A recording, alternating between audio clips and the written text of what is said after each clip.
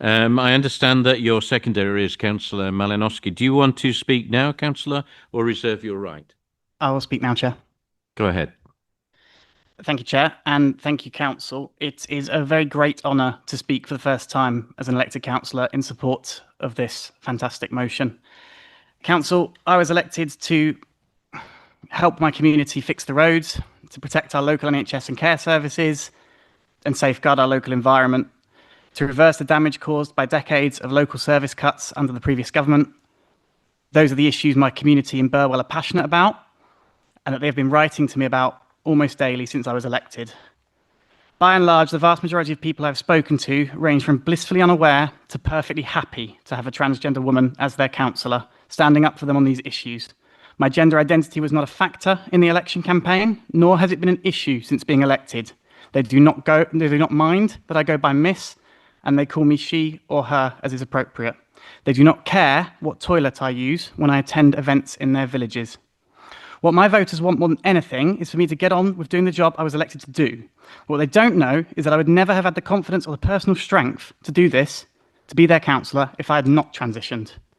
For me, it was only 2 years ago. My life has changed dramatically since, almost entirely for the better.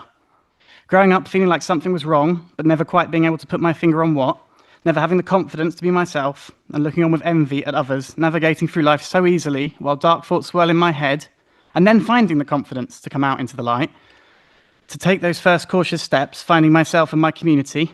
These are feelings and experiences that every young LGBT+ person can relate to.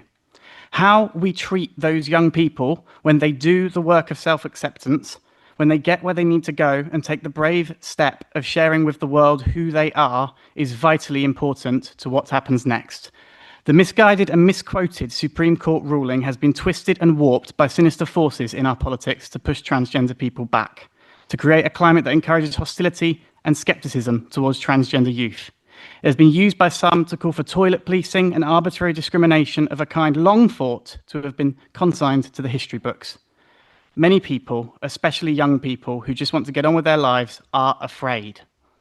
Contrary to what some believe, transitioning is not something that can be done with the mere click of a button or the drop of a hat. Those of us who transition in life already face many significant challenges and barriers to overcome.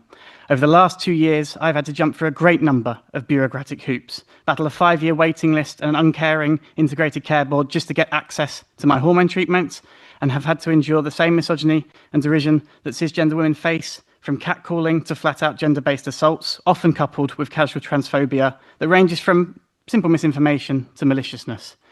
These barriers, combined with a toxic political and social climate, make day-to-day life for trans people really difficult, especially for those of us who are just coming to terms with our identities and are in the early processes of living our authentic lives. While transition itself is the biggest and best step I've ever taken on my personal journey, I would be lying if I said I didn't sometimes fear I've bitten off more than I could chew. I'm just a person, just a 30-year-old woman trying to do her best after all, and that is just me. For teenagers battling the pressures of school and an often unwanted puberty, these difficulties are greater still. For those who are disabled or come from unsupportive religious or cultural backgrounds, they are greater still. And for those met with outright hostility or attempts at conversion therapy, they are almost impossible to think of. The culture war, whipped up by the likes of Trump and Musk, fueled by successive prime ministers and reinforced by the willful misinterpretation of the Supreme Court ruling, is making trans people afraid to do something as simple as use a toilet right now. On top of everything else, it is stoking division in our society, and it is a division that needs to end. Council, I implore you to please pass this motion. We must show that against this backdrop, we here in Cambridgeshire stand in solidarity with the LGBT+ community, especially trans men, women, and non-binary people who face the greatest of all barriers to acceptance. Please resolve, as this motion says, to publicly reaffirm this council's commitment to equity, diversion and inclusion, ensuring that all women and girls, including trans women like me, and trans men and non-binary individuals, are protected from gender-based violence and systemic discrimination. And most importantly, please let us resolve to fight for stronger protections for women and girls, including trans women, and also for trans men and non-binary individuals, to ensure our rights to education, healthcare and social support are safeguarded going forward in these very uncertain times. Supporting this motion is the least we can do in the wake of this hostile interpretation of the misguided and misquoted Supreme Court ruling. It will make such a difference for people out there like me to hear that at least someone, somewhere, in a position of power actually cares and gives a damn about our lives and about the challenges now facing our community. I thank Councillor Whelan for bringing this motion before us, and I implore Council to vote for it.